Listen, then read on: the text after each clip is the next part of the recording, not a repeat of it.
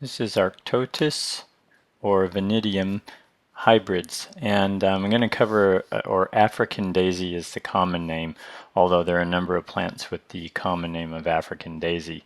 But the Arctotis and the ones I'm going to cover are hybrids, and they are perennials. So here you go.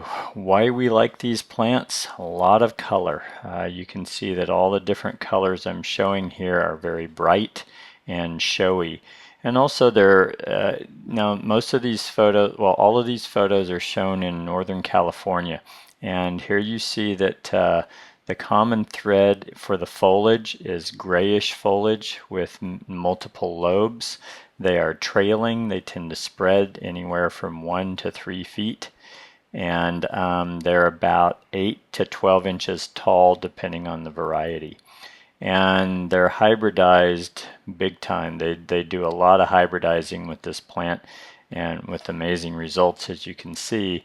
But that's why most of these you're just going to call them Arctotis hybrid. And the colors are anywhere from orange to pink to yellow and gold and reds. And common thread is that they have a blackish center in most cases.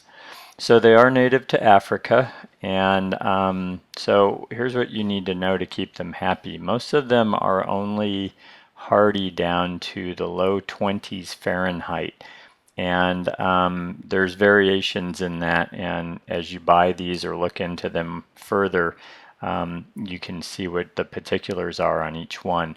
In cold weather areas, people use these as annuals.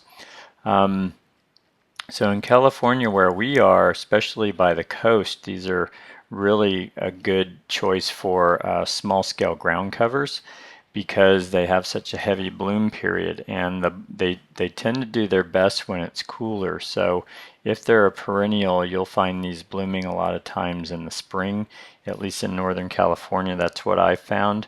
I live in a hot inland valley in near San Francisco, and we get in the 90s and the hundreds, and I honestly didn't have good luck with this plant. I was just looking at one of my neighbors, and he's had that one in for a few years. So one of the things I'm reading is that they don't like extreme heat, and we do get that. They do their best where it's cooler. This group right here with this yellowy gold, this is in Carmel, California, and you can see these are about as happy as you could imagine. See them trailing over this wall? One of the prettiest plantings I've ever seen.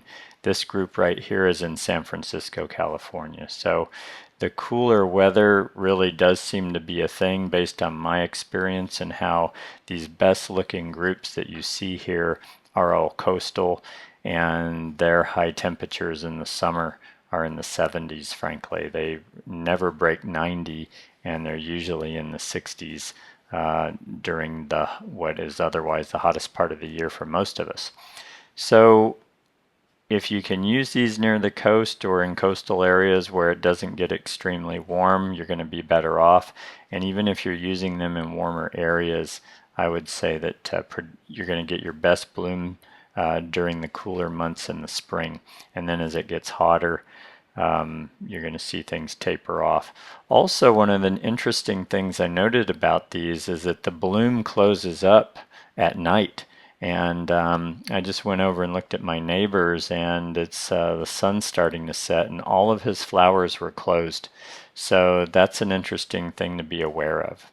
So Arctotis Vinidium hybrid, African daisy, excellent colorful perennial.